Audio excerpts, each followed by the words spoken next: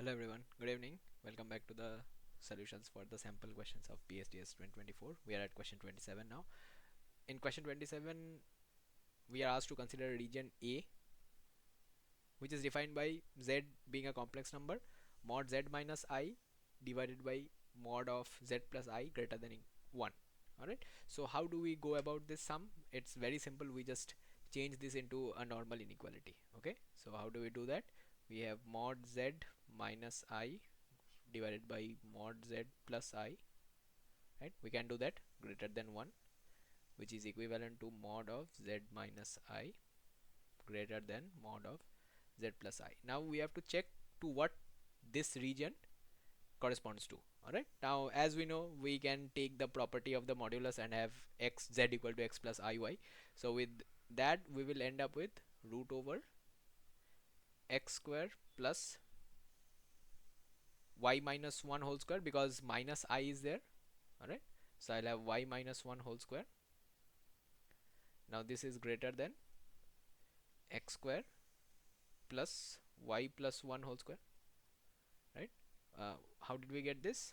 Let z equal to x plus iy, xy belongs to reals, right? So we make this assumption and then we have this. So if I take the squares now, I'll have y minus 1 whole square greater than y plus 1 whole square, right? So if we do this one, then where do we end up with? We end up at the squares getting cancelled, right? X square is already cancelled, y square will also get cancelled. So I'll have minus 2y greater than the plus ones will also get cancelled, right? So I'll just end up with minus 2y greater than 2y, right? Which would mean minus 4y greater than 0, which would mean y less than 0. Now what is y? Y is the imaginary portion of z, right? Because we took y equal to x plus iy equal to z. So y is basically imaginary portion of z. So what was the condition? The condition is imaginary portion of z less than 0. So this will be under option D. Okay, this sum was quite simple, unlike the last problem, question 26.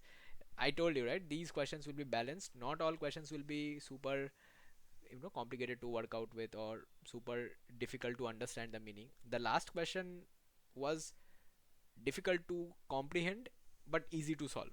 This question is a straight cut question. You just place the values, just do the calculations, and you will end up with the final answer. Alright, so I'll end this video here and I'll see you all in question 28.